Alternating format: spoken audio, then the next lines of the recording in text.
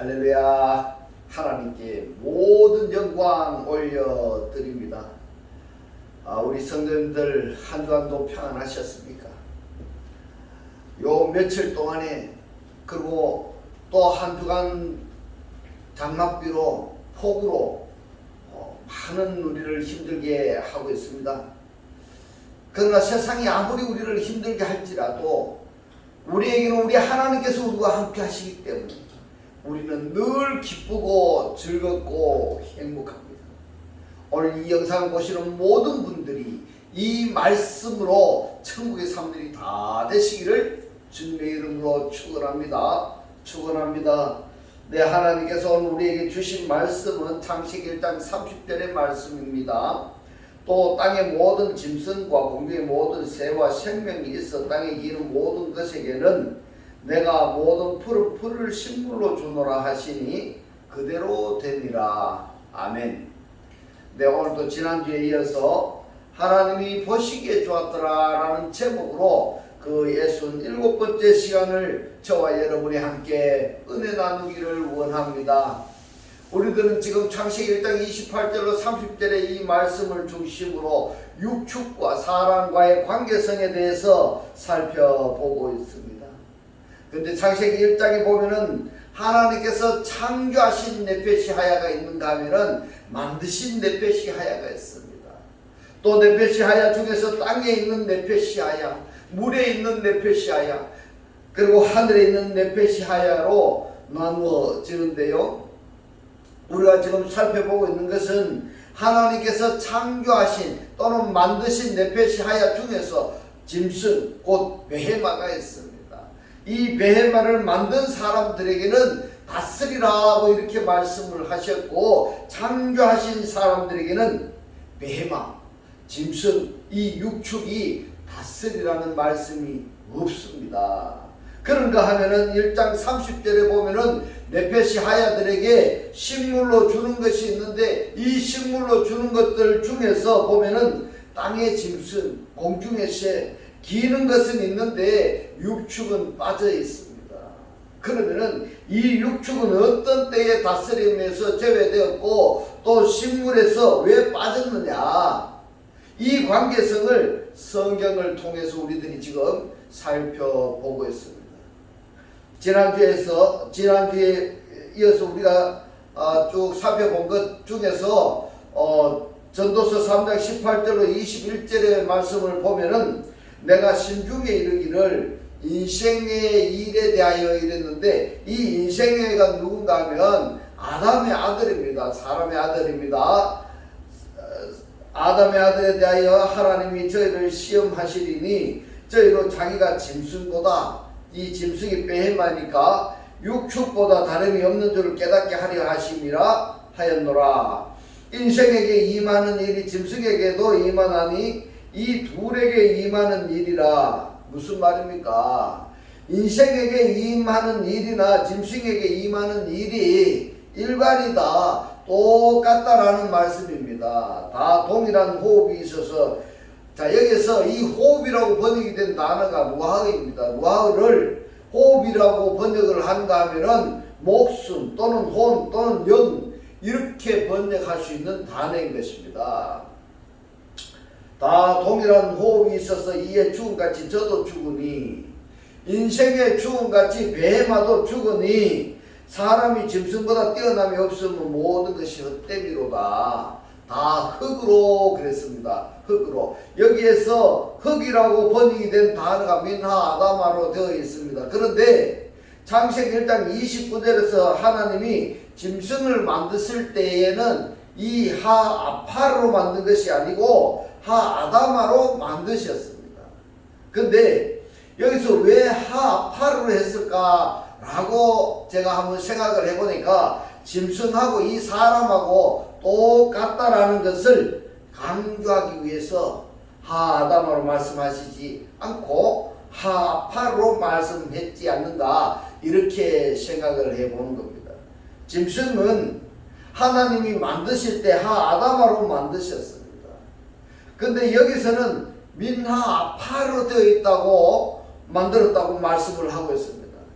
다 흙으로 말미암았으므로 다 흙으로 돌아가나니 다 한 곳으로 가거니와 인생의 라흐는 위로 올라가고 짐승의 혼은 아래고 땅으로 내려가는 줄 누가 알랴. 자, 여기서 짐승하고 뱀하고 사람이 다른 점이 있다면은 사람의 루아흐는 위로 올라가고 이랬습니다.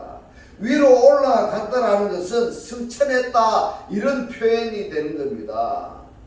짐승의 혼은 땅 아래로 내려갔다고 했으니까 땅 아래면 어디로 내려갔다고 말씀하고 있습니까? 바로 옥입니다. 지옥입니다.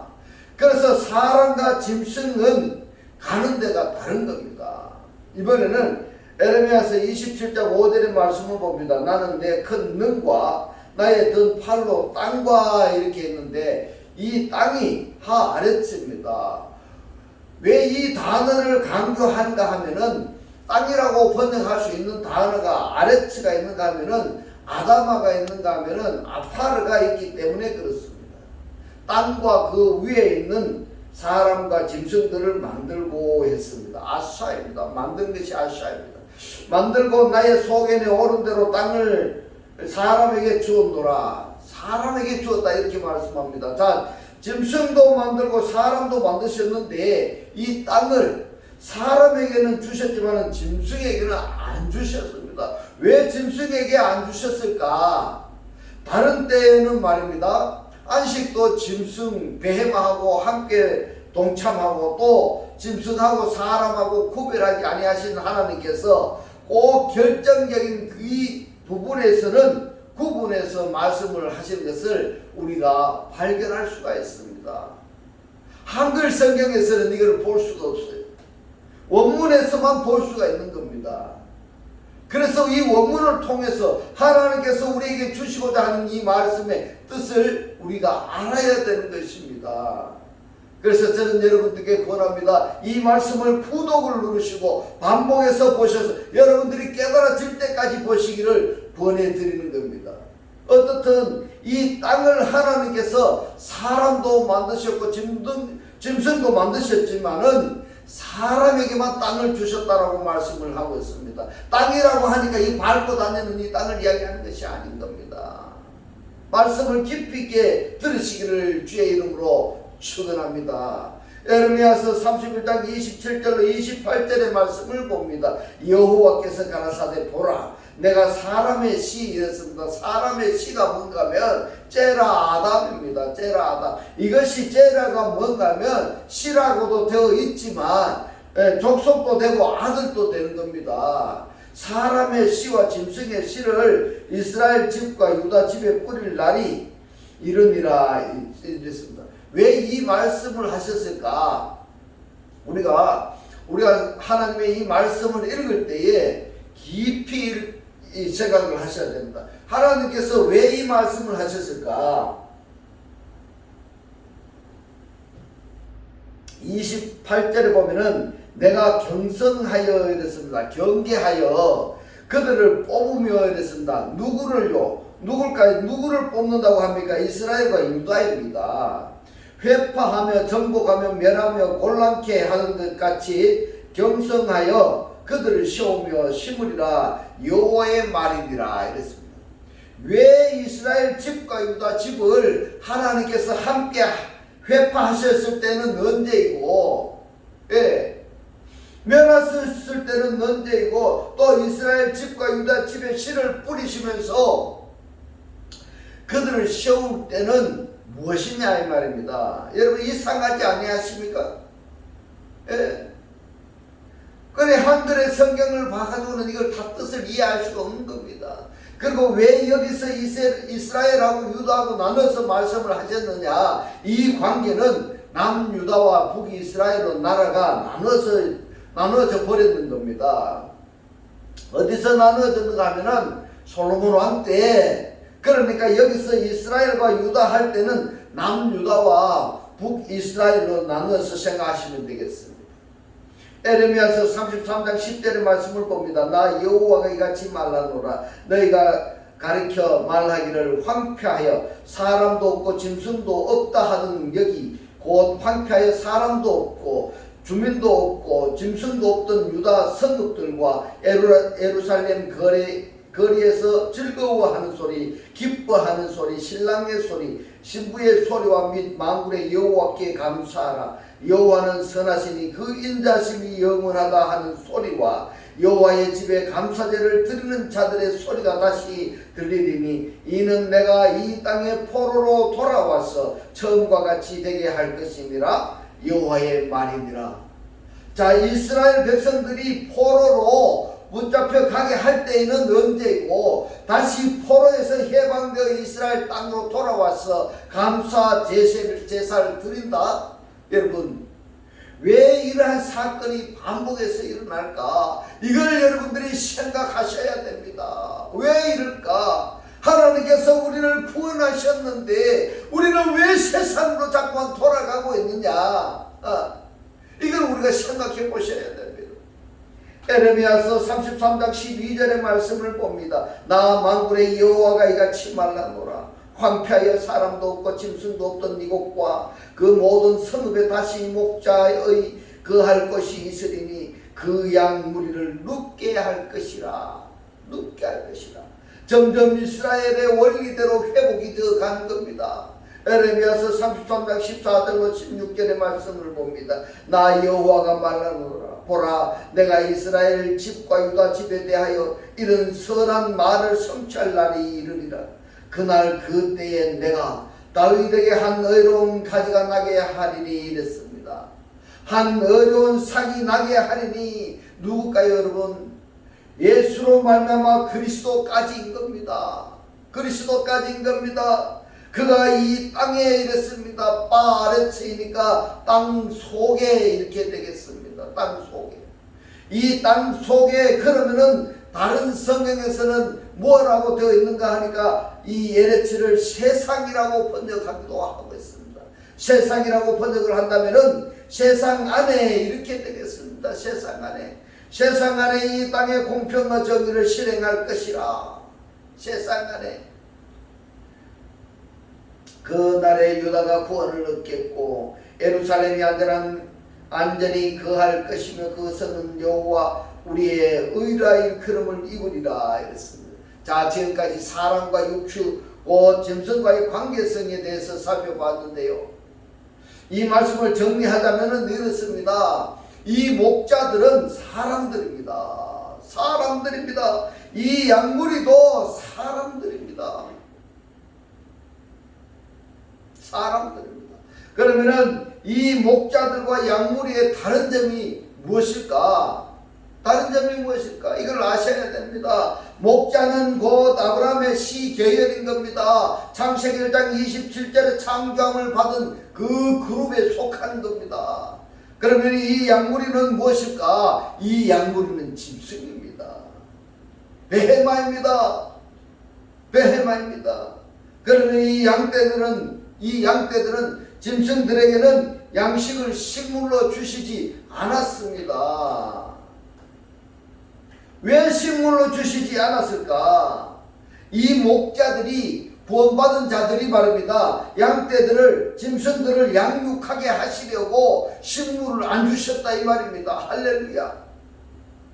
이 목자가 누구라고 했습니까? 창세기 1장 27절에 구원받은 자들이 양떼들, 짐승들, 1장 24절 25절에 구원받지 못한 사람들입니다. 구원받지 못한 그 사람들을 양육하게 하시려고, 하나님을 알지 못하는 사람들을, 이들을 양육하게 하시려고 식물을, 말씀을 주셨다 이 말입니다. 말씀을 그들에게 줘야 된다 이 말씀입니다. 그러면 여기에 목자들이 창조함을 받은 자들이, 구원함을 받은 자들이, 구원을 받지 못한 자들, 구원을 필요로 하는 사람들에게 식물을 줘야 되는 겁니다. 이 식물이 무엇일까? 이 식물이 어떤 식물일까? 신약 성경에서는 이 식물을 말씀으로 표현하고 있습니다. 말씀을 이야기하고 있습니다. 구원받은 자들은 구원받지 못한 자들에게 하나님의 살아 역사하시는 이 말씀을 알려줘야 되는 것입니다. 그래서 여러분들에게 제가 권합니다. 이 말씀을 구독을 누르시고 하나님을 알지 못한 자들에게 그들을 구원하시고자 하시는 마음이 있다면 이 말씀을 전달해 주셔서 이 말씀을 통하여서 그들이 구원받을 수 있도록 하여 주시기를 주님의 이름으로 축원합니다. 그러니까 구원받은 자들은 말씀의 씨를 구원을 필요로 하는 자들에게 먹여야 되는 겁니다. 이 말씀을 먹여서 구원을 받게 만들어라는 이 말씀인 것입니다. 할렐루야. 이 말씀이 깨달아지시기를 주님의 이름으로 축원합니다. 그러니까 이 짐승들은 식물을 안 주셨던 겁니다.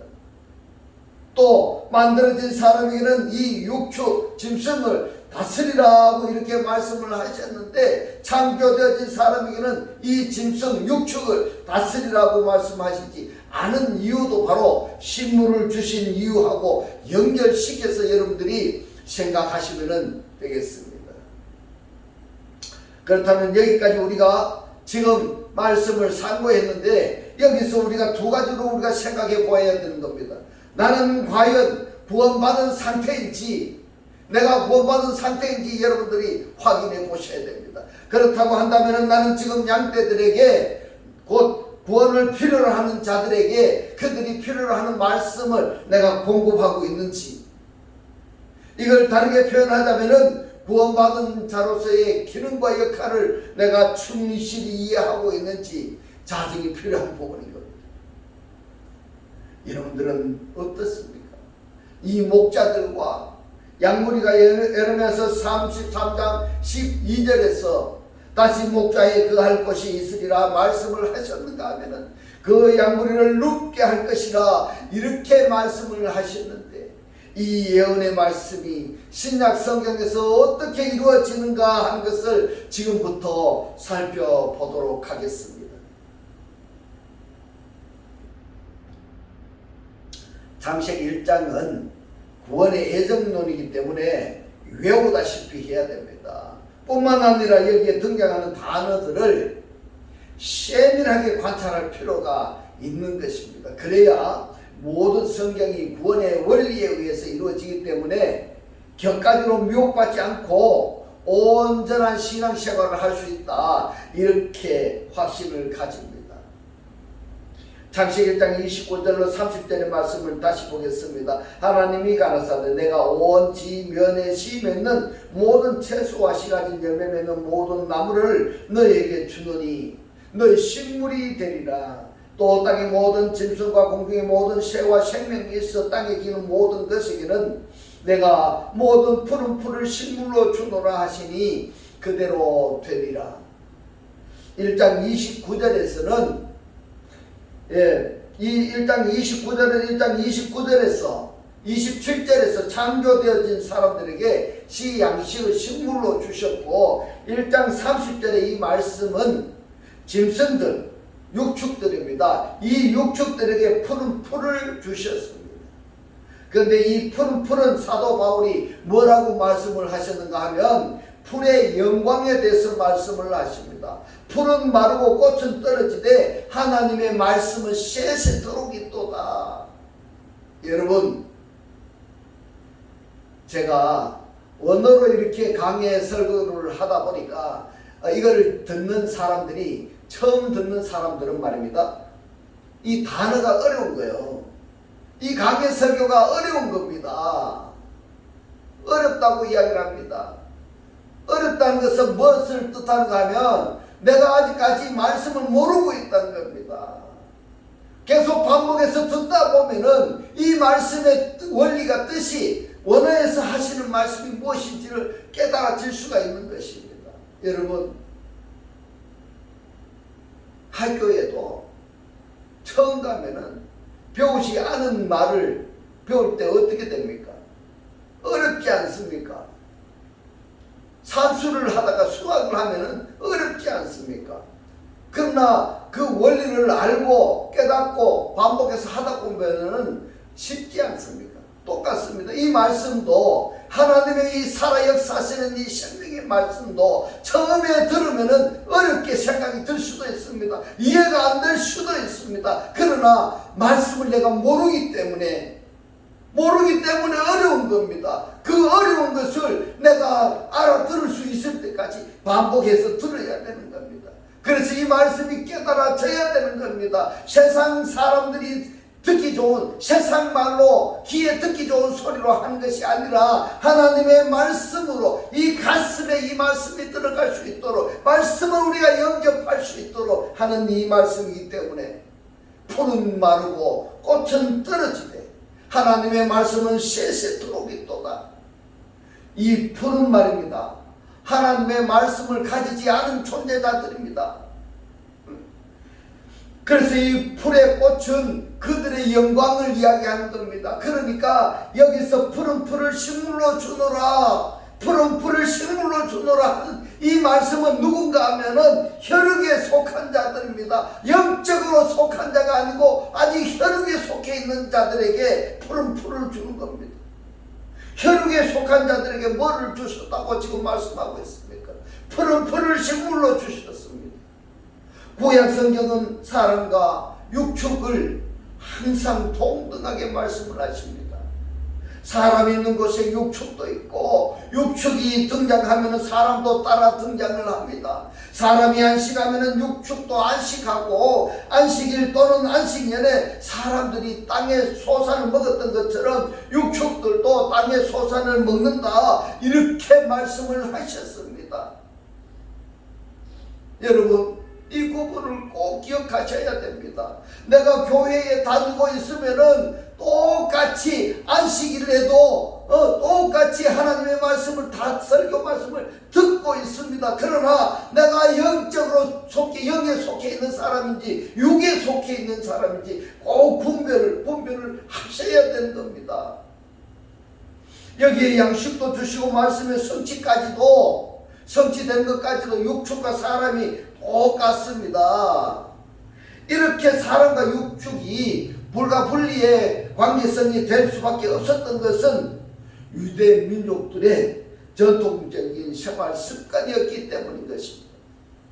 기록적으로 우리가 한번 보면 유대인들이 목축업을 생업으로 삼았습니다. 이 목축업을 생업으로 삼았던 것이 언젠가 하면 창세기 4장의 아벨부터 시작이 되는 겁니다.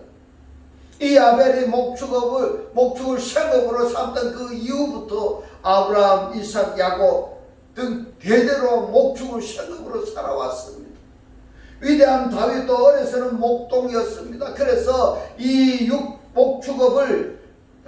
목축을 생업으로 업으로 삼던 이 다윗의 아주 유명한 시가 있습니다.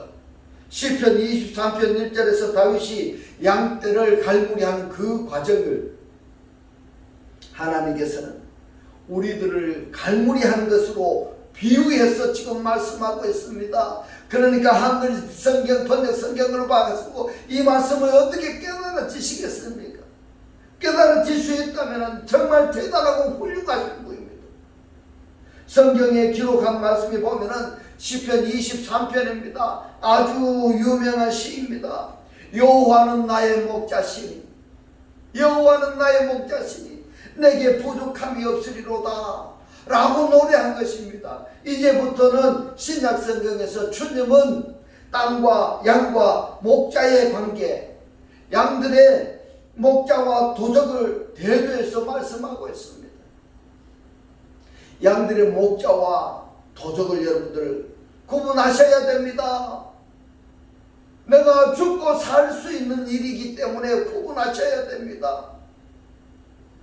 그 목자가 하는 이야기가 어떤 말인지를 내가 알아야 된다 이 말입니다. 마태복음 9장 35절로 36절에서 말씀하고 있습니다. 예수께서 모든 성과 촌에 두루 다니사 저희 회당에서 가르치시며 천국 복음을 전파하시며 모든 병과 모든 약한 것을 고치시니라.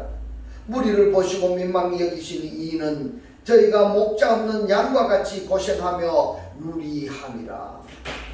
이 목자는 누굽니까? 목동입니다. 양은 누굽니까? 목동들이 기르는 짐승들입니다. 목자 없는 양이 여기에 누가 등장을 합니까? 주님이 계십니다. 주님과 목자와 양인데 여기서 단어를 좀 숙지해 둘 필요성이 있습니다. 목자라고 번역이 된 원문이 포이에멘인데 이 포이에멘이 뭐냐면은 먹이다 기르다 이런 뜻이고, 양은 뭐냐면은 프로바톤입니다. 프로바톤은 뭐냐면은 방황하는 우리들, 방황하는 무리들을 목자 없는 양으로 마태복음 9장 35절 이하에서 비유하셨습니다. 마태복음 6장 34절의 말씀을 봅니다. 예수께서 나오사 큰 무리를 보시고 그 목자 없는 양 같음을 인하여 불쌍히 여기사 이에 여러 가지로 가르치시더라. 자, 양떼를 인도하는 그 목자가 없으면 어떻게 될까요? 어떻게 될까? 요한복음 10장 2절에서 말씀합니다. 문으로 들어가는 이가 양의 목자라 이랬습니다. 무슨 말입니까? 요한복음 10장 2절에서 양들의 목자가 주님을 말하는 것인지 아니면은 다른 양들의 목자를 말하는 것인가? 양들의 목자를 보면 그 문으로 들어가는 자가 양들의 목자라고 말씀을 하셨습니다. 여기에 그 문은 어떤 문이냐?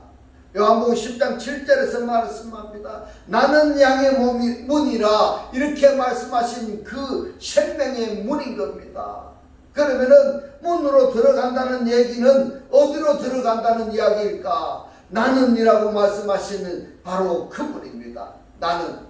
그러면 우리는 나는 양의 문이라 그러면은 예수를 통해서 들어간다는 이야기일까요? 아니면은 그리스도를 통해서 들어간다는 이야기일까요? 여러분 한번 대답해 보세요. 예수입니까? 그리스도입니까? 나는 양의 문이라 이 부분을요 다른 성경에서는 생명의 문이다 이렇게 또 표현을 하고 있습니다. 그렇다면 이 문은 주님이신 것은 확실한 겁니다. 이 문은 양들의 목자가 생명의 문으로 들어가서 문으로 통과해서 양들을 양육해야 된다 하는 결론이 되겠습니다. 요한복음 10장 1절의 말씀을 봅니다. 내가 진실로 너희에게 이르노니 양의 우리의 문으로 들어가지 아니하고 이랬습니다. 자, 양떼들이 우리에 갇혀 있는데 들어갈 때 문이 있는데 그 문이 어떤 문이라고 이야기를 하고 있습니까? 나는 양의 문이라 곧 그리스도를 이야기하고 있습니다. 할렐루야. 이 말씀이 깨달아지시기를 주님의 이름으로 축원합니다. 말씀이 이해가 아니 되시거든 구독을 누르시고 반복해서 보고 또 보셔서 이 말씀이 깨달아지실 때까지 보시기를 주님의 이름으로 축원합니다. 문으로 들어가지 아니하고 다른 데로 넘어가는 자는 절도며 강도요 이랬습니다. 요한복음 10장 2절에 문으로 들어가는 자가 양의 목자라고 이랬습니다. 그런데 요한복음 10장 1절에서는 양의 우리로 들어가지 않고 다른 데로 올라가는 자는 다른 데로 넘어가는 자가 있다고 말씀을 하고 있습니다. 다른 데로 넘어가는 자, 그러니까 그리스도를 통과하지 아니하고 다른 데로 넘어가는 자가 절도요 강도라고 말씀을 하고 있습니다. 이 말씀이 여러분들이 깨달아지셔야 됩니다. 그리스도를 통과하지 아니하고 다른 데로 넘어가는 자가 있는지 그가 누구냐? 절도요 강도라고 말씀하고 있습니다. 이 말씀을 마태복음 7장 13절 이하에서 멸망으로 인도하는 문과 길을 이야기하고 있습니다. 멸망으로 인도하는 문과 길, 생명으로 인도하는 문과 길로 분리해서 이 말씀을 하고 있습니다. 마태복음 7장 15절에서 거짓 선지자들을 삼가하라고 말씀을 하고 있습니다. 마태복음 7장 13절로 15절의 말씀을 보겠습니다. 좁은 문으로 들어가라. 멸망으로 인도하는 문은 크고 그 길이 넓어 그리로 들어가는 자가 많고 생명으로 인도하는 문은 좁고 길이 협착하여 찾는 이가 적음이니라. 거짓 선지자들을 삼가라. 무슨 말씀입니까? 반대편에 서라 이 말씀입니다.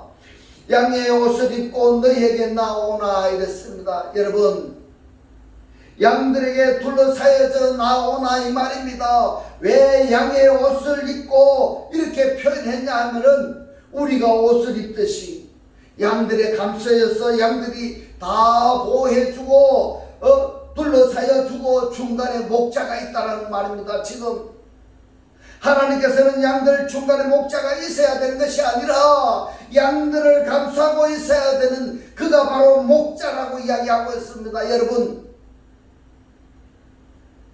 정말 우리 성도들은 한 주간 한 주간 힘들어 일하고 세상과 싸워 일하고 있는데 그들에게 11조 강요하지 마시기 바랍니다. 11조는 돈으로 내는 것이 아니라 그들의 믿음을 내야 되는 겁니다. 그들의 몸을 주님께 바치는 것입니다. 그것이 11조인 것입니다. 지금 하나님께서는 양들 중간에 목자가 있어야 되는 것이 아니라 양들을 감싸고 있어야 되는 것을 목자라고 이야기를 하고 있습니다. 완전히 거짓 선지자하고 하나님의 사고방식하고가 차이가 있는 것입니다. 차이가 있는 것입니다. 그래서 저희 교회는 성도들의 헌금을 받지 않습니다. 그렇지 않아도 힘들고 어려워서 먹고 사는 것도 어려워서 이 말씀 공부하는 것도 어려워하는데 그들에게 돈을 착취하면 안 되는 겁니다. 말씀을 계속 보면 이렇게 말씀합니다. 너희에게 나오나 속에는 일이 하는 노략질 하는 일이라 이렇게 말씀하고 있습니다. 노략질 하는 뭡니까? 할파케스가 착취한다 이런 뜻입니다. 착취한다. 그러면은 양들 중간에서 하는 일이 무엇일까? 양들의 껍질을 벗겨 먹는 겁니다. 노략질하는 겁니다. 강탈하는 것입니다. 그건 하지 말아야 되는 것입니다. 노략질하는 일이 이들을 마태복음 23장 13절에서 뭐라고 말씀을 하시는가 한번 보도록 하겠습니다. 화 있을진저 외식하는 서기관들과 바리새인들이요 그랬습니다. 이 외식하는 이라는 것은 원문이 뭐냐면은 히포크라테스이니까 심판 아래에 있다 또는 구별된 상태를 말씀하고 있는 것입니다. 정도가 아닌 다른 의식을 행하는 이것도 외식에 포함이 되는 것입니다. 외식하는 서기관들과 바리새인들이요 너희는 천국문을 사람들 앞에서 닫고 너희도 들어가지 아니하고 들어가려 하는 자도 들어가지 못하게 하는도다. 그가 누굽니까? 외식하는 자입니다. 하나님의 말씀을 인간의 생각으로 증거해버리는 것입니다. 그들이 누굽니까? 거짓 선지자들입니다. 자, 여기에서 서기관들과 바리새인들이 바로 외식하는 자들입니다. 심판날에 있는 자들입니다. 심판날에 구별되어진 자들이기 때문에 천국문을 알까 모를까요, 여러분? 그들이 그리스도의 문을 알까요, 모를까요? 생명의 문을 알까 모를까요? 모르지 않습니까? 모르니까 다른 데로 들어가려고 하는 것입니다. 요한복음 10장 8절로 9절에 보니까 나보다 먼저 온 자는 다 절도요 강도다. 무슨 이야기입니까? 나보다 먼저 온 자라고 한다면 어디서 왔다는 겁니까? 여러분들이 한번 생각해 보시기 바랍니다. 내 속에 그리스도가 와 계시냐 아니하면 거짓 선지자가 와 있는가 한번 생각해 보시기 바랍니다. 그리스도가 내가 영접하기 전에 내가 그리스도를 영접하기 이전이라고 한다면은 다른 존재가 있다고 한다면은 바로 그가 누구냐 하면은 강도요 절도요 거짓 선지자인 것입니다. 노략질하는 일인 것입니다. 말씀을 계속 보면은 양들이 듣지 아니하였느냐 내가 문인이 누구든지 나로 말미암아 들어가면 구원을 얻고 또는 들어가면 나오며 꼴을 얻으리라 이랬습니다. 여러분 여기서 꼴이라고 번역된 단어가 노멘입니다. 노멘의 사전의 뜻을 보니까 목장 또는 풀뜯기 이런 뜻인데 이것이 어디에서 유래했는가 하면 노모스에서 유래했습니다. 노모스가 뭔가 하면 율법입니다. 율법. 그러면 꼴을 얻으리라 율법을 얻으리라 그랬는데 얻으리라고 번역이 된 단어가 휴레세이입니다. 휴레세이는 뭔가 하면 발견하다 이런 뜻입니다. 발견하다. 꼴을 얻으리라 율법을 얻으리라 율법을 발견하리라 그랬는데 진리 시대는 율법 대신에 뭐가 들어가야 됩니까? 로고스로 말할 수 있습니다. 로고스로 말씀으로 말할 수가 있습니다. 신앙의 정도에 따라서는 이 말씀이 레마 말씀으로 표현할 수도 있습니다. 레마 말씀이 뭡니까? 로고스 말씀이 나에게 들어갔어. 이 말씀이 나의 말씀의 실체가 되어서 나의 입에서 나오는 것이 하나님께서 그리스도께서 말씀하신 그 생명의 말씀으로 표현이 되어야 되는 것이 그것이 바로 레마 말씀인 것입니다. 여러분들은 자 문으로 들어가며 나오며 꼴을 얻는데 어떤 말씀을 얻고 있는가 한번 생각해 보시기 바랍니다. 양의 목자도 문이 되시는 주님으로 말미암아 들어가야 구원을 얻고, 또 양떼들도 반드시 양의 문이 되신 그리스도로 말미암아 우리 안에 들어가야 구원을 받고, 그 구원받을 뿐만 아니라 꼴을 얻습니다. 지금까지 양들과 목자의 관계성을 우리가 살펴보았는데요, 다음 주에는 선한 목자와 삭군에 대해서 살펴보겠습니다. 선한 목자는 어떠하며 삭군은 어떠한지를 여러분들이 아셔야 됩니다. 그걸 모르면은 내가 지금 다니고 있는 이 말씀, 듣고 있는 이 말씀이 삭군이 하는 것인지 하는지 선한 목자가 하는 것인지를 여러분들이 아셔야 되는 겁니다. 지금까지 함께 말씀을 나누었던 육추, 그리고 사람과의 관계성, 이것이 우리들의 구원과 직결되는 것입니다. 또 신앙생활과 직결되는 말씀이기 때문에 하나하나 메모해 가시면서 혼돈이 없도록 말씀을 잘 받으시기를 주님의 이름으로 축원합니다. 그래야 이제는 생명은 이 말씀을 듣고 깨달았어. 말씀의 실체로 사라졌어. 매일의 삶이 천국의 삶이 되시기를 주님의 이름으로 축원합니다. 축원합니다. 할렐루야. 하늘들 안에 계신 우리 아버지요, 오늘 주님 주신 말씀, 장가함을 받은 자들, 구원함을 받은 자들은 구원을 필요로 하는 사람들에게 식물을, 말씀을 줘야 되는데, 구원을 받은 내가 할 일은 말씀의 씨를 구원을 필요로 하는 자들에게 먹여서 구원을 받게 만들으라고 하는 오늘 이 말씀을 우리들에게 깨닫게 하신 주님 고맙고 감사합니다. 주님께서 깨닫게 하신 이 말씀대로 그리스도와 한 몸이 되고 한 떡이 되고 한 영이 되게 하셨어. 말씀에 실제로 사라지게 하옵소서. 감사드리며 우리를 구원하신 주 예수 그리스도 이름으로 기도드리옵나이다. 아멘. 이 시간 축도드리겠습니다.